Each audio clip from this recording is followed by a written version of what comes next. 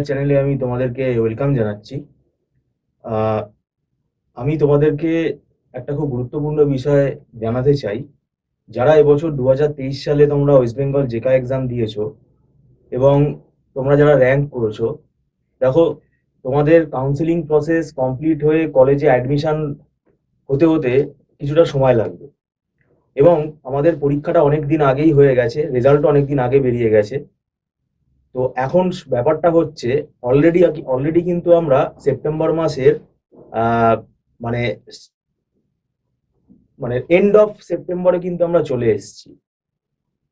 এবার সামনে অক্টোবর মাসে আমাদের দুর্গাপুজো আছে, এছাড়া কালী পুজো, ভাইফোঁটা, মানে আমাদের এই ফেস্টিভ্যাল সিজনগুলো আছে। এই সময়গুলোতে কলেজ ছুটি থাকবে নিশ্চয়ই। এবার সমস্যাটা কি হবে যদি আমাদের, এটা আমরা নিজেরাও জানি না যে ফার্স্ট সেমেস্টারের পরীক্ষা মানে এমসিএ ফার্স্ট সেমেস্টারের পরীক্ষাটা ডিসেম্বর মাসে হবে না এন্ড অফ ডিসেম্বর হবে না জানুয়ারির ফার্স্ট উইকে হবে, কবে হবে এটা কিন্তু আমরা এখনো ঠিক শিওর না।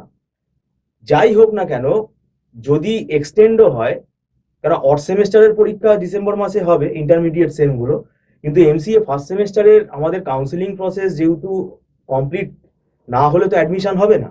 তো সেই কারণে অলরেডি এখন কিন্তু আমরা মানে এন্ড অফ সেপ্টেম্বর, তাহলে হাতে কিন্তু কলেজ ভর্তি হলেই তো হলো না, আমাদের তো স্টুডেন্টদের পড়াতে হবে, আমাদের স্টুডেন্টদের তো সেই পড়ার টাইমটা দিতে হবে। কিন্তু সেই টাইমটা কিন্তু আমরা কিন্তু খুব ভয় পাচ্ছি, সেই টাইমটা কিন্তু বেশি পাওয়া যাচ্ছে না। কেননা আমাদের ম্যাকাউট ইউনিভার্সিটির যে সিলেবাসটা আছে, আমরা পার্টিকুলারলি ম্যাকাউট ইউনিভার্সিটির যেহেতু এমসিএ পড়াই, সেই কারণে আমরা বলছি যে ফার্স্ট সেমেস্টারে যে 4খানা সাবজেক্ট আছে কম্পালসারি সাবজেক্ট, আরো আছে, শুধু আমরা ফার্স্ট সেমেস্টারেই আমরা চারটে কম্পালসারি সাবজেক্ট রয়েছে। পাইথন প্রোগ্রামিং রয়েছে, কম্পিউটার অর্গানাইজেশন আর্কিটেকচার রয়েছে, আর ডিবিএমএস রয়েছে, ডিসক্রিট ম্যাথামেটিক্স রয়েছে। ডিসক্রিট ম্যাথামেটিক্স একটা ম্যাথামেটিক্সের সাবজেক্ট। এই 4খানা সাবজেক্ট কিন্তু হিমশিম খেতে হবে, মানে তোমরা যদি পড়া শুরু না করো তাহলে 4টে সাবজেক্ট কিন্তু হিমশিম খেয়ে যাবে। আর এখন কিন্তু কোনো সাজেশন হয় না, সেই কারণেই আমি তোমাদেরকে অ্যালার্ট করছি যে তোমরা কিন্তু পড়া শুরু করে দাও। কবে কলেজে যাবে তারপরে পড়া শুরু করবে সেই ভরসায় থেকো না। তোমরা তো র্যাঙ্ক করেছো, নিজেদের র্যাঙ্ক বুঝতেই পারছো, কোন কলেজে তোমরা অ্যাডমিশন পেতে পারো সেটাও তোমরা বুঝতে পারছো। এবং অলরেডি যারা ম্যাকাউট ইউনিভার্সিটিতে ভর্তি হবে এরকম প্রিপারেশন নিচ্ছ, তাহলে আমি বলবো ম্যাকাউট ইউনিভার্সিটি সিলেবাসটা যথেষ্ট স্ট্যান্ডার্ড সিলেবাস। এটা আগে 3 বছর ছিল, এখন 2 বছর হয়ে গেছে।